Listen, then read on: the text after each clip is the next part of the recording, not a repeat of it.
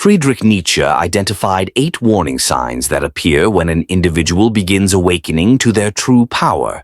And if you recognize even half of these signs, you are already far ahead of most of humanity. Nietzsche believed that only a very small percentage of people ever begin this process, not because others lack ability, but because most people lack the courage to endure what awakening demands. But here's what Nietzsche found most disturbing. Those who begin to awaken almost always believe something is wrong with them. He observed again and again that individuals with extraordinary inner strength, intensity, and depth were taught by society to see these qualities as flaws rather than signs of emerging power. Their restlessness was called dissatisfaction. Their questioning was called arrogance. Their refusal to obey was called immaturity. The most radical part of Nietzsche's philosophy is this. These individuals are not malfunctioning, they are becoming. Nietzsche believed they represent the future form of humanity, what he described as higher development through self-overcoming. Join me as we descend into Nietzsche's philosophy to uncover the 8 warning signs that you are already awakening to your true power. If these patterns feel familiar, everything you've been told about being too much will finally make sense, because you are not too much for the world. The world is too small for what you are becoming. Because here is what Nietzsche understood, long before modern psychology dared to admit it. The traits that make you feel out of place are not weaknesses, they are signals of transformation. You are not broken, you are in transition. Nietzsche wrote that humanity is something that must be overcome. But what happens when you begin that process while everyone around you is still asleep? Look at history. Every individual who moved humanity forward was misunderstood in their time. They were uncomfortable, disruptive, and impossible to control. They refused to accept inherited values, unquestioned morals, and convenient lies. But society does something tragic. It trains these individuals to suppress their power. You've probably been told you're too intense, too defiant, or too difficult. Nietzsche understood that these criticisms are not judgments of character. They are reactions of fear. Fear of anyone who refuses to remain small. Nietzsche rejected the idea that all humans are meant to be equal in spirit. He believed most people live within what he called herd morality, a system designed to reward obedience, comfort, and sameness. But a few individuals feel an internal pressure to rise beyond this level, not to dominate others, but to overcome themselves. Yet here's the paradox. Those awakening to their power often hide it. You learn to silence your instincts, dull your ambition, and shrink your presence so others would feel comfortable. Nietzsche saw this as one of the greatest tragedies of human potential. Let me reveal the first warning sign that your true power is already waking up. Sign 1. You feel an inner pressure that never allows you to stay the same. Nietzsche believed that life itself is movement, struggle, and expansion. He called this the will to power, not the desire to control others, but the deep inner drive to grow, to test limits, to become more than you were yesterday. You feel this as restlessness. Even when things are fine, something inside you resists settling. Comfort feels suffocating. Stability feels suspicious. You sense that staying the same would be a kind of death. Most people interpret this feeling as dissatisfaction or ingratitude. Nietzsche recognized it as life asserting itself through you. You are not meant to reach a final resting place. You are meant to become. This pressure is not anxiety. It is growth-demanding expression. Sign 2. You instinctively question moral rules that others accept blindly. Nietzsche argued that most moral systems were created not by the strong, but by the fearful. He called this slave morality, a way of labeling strength as evil and obedience as good. You feel this instinctively. You question rules that exist just because.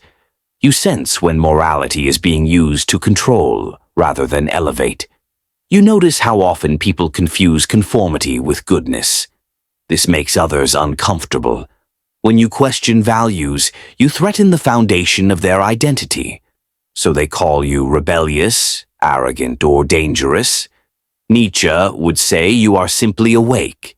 If you've ever been told you think too deeply or challenge too much, comment, "I refuse to obey blindly."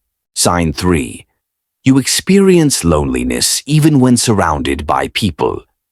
Nietzsche understood that awakening separates you from the herd, not because you reject people, but because you no longer share their illusions. You may be surrounded by friends, co-workers, or family, yet feel fundamentally alone. Conversations feel shallow, concerns feel small, priorities feel borrowed. This loneliness is not a social failure, it is the cost of consciousness. Nietzsche believed higher development requires periods of isolation, not as punishment, but as preparation. You are not lonely because something is missing in you. You are lonely because you are no longer satisfied with what surrounds you. Sign 4. You feel resistance toward comfort, safety, and easy happiness. Most people organize their lives around avoiding discomfort. Nietzsche believed this was a mistake.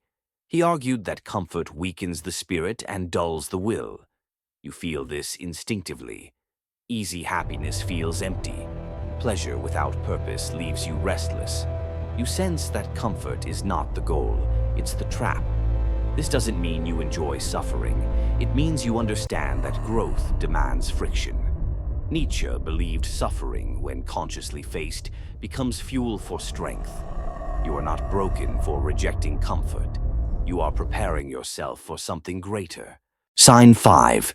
You are driven to overcome yourself again and again. Nietzsche did not believe in fixed identities. He believed the highest form of life is constant self-overcoming. You don't cling to who you were. You examine your weaknesses. You confront uncomfortable truths about yourself. You feel compelled to grow, even when growth costs you relationships, certainty, or approval. Most people protect their ego. You challenge yours. This is not self-hatred. It is discipline. It is power turning inward before it turns outward. If this resonates, comment, "I am overcoming myself." Sign 6. You've begun to outgrow people, beliefs, and environments. Nietzsche believed that growth is violent to the familiar. As you change, what once fit no longer does. You've likely noticed that people from your past don't recognize you anymore. They miss the version of you that was quieter, more agreeable, easier to predict. They may try to pull you back, not because you're wrong, but because your growth unsettles them. Nietzsche understood this process as necessary destruction. You cannot build something higher without dismantling what came before. You are not abandoning people. You are abandoning limitations. Sign 7. Your presence disrupts others without you trying. Nietzsche believed powerful individuals transform environments simply by existing authentically. You don't need to argue or persuade. Your presence alone exposes dishonesty, weakness, or stagnation. People may react strongly to you for reasons they can't explain. Some are drawn to you. Others resist you. Some attempt to control or diminish you. This isn't arrogance. It's contrast. You represent movement in a world addicted to stillness. But Nietzsche warned, if you don't learn restraint, this power can isolate you completely. Strength must be governed by self-mastery, not impulse. Sign 8. You sense a destiny you cannot yet define. Nietzsche believed some individuals feel called towards something larger than themselves, not fame, not status, but creation. You feel it as a quiet knowing, a pressure toward expression, a sense that your life is meant to shape something new, values, ideas, paths that do not yet exist. This undefined purpose can feel unsettling, but Nietzsche believed it is the sign of a creator in formation. Ignoring this call leads to emptiness. Following it leads to becoming. The three stages of awakening, according to Nietzsche. Nietzsche understood awakening as a process. Stage 1, the herd individual. You inherit values, follow rules, and fear standing alone. Stage 2, the awakening spirit. You question everything. You feel lost, isolated, and restless, but alive. Stage 3, the self-creator. You create your own values. You accept responsibility for your life. You become who you are. You are not at the beginning. You are in transition. Nietzsche's warning about the shadow. Nietzsche warned that awakening carries danger. Ego inflation. Believing awakening makes you superior. Contempt. Despising those who remain asleep. Bitterness, allowing isolation to harden into resentment. True power requires discipline.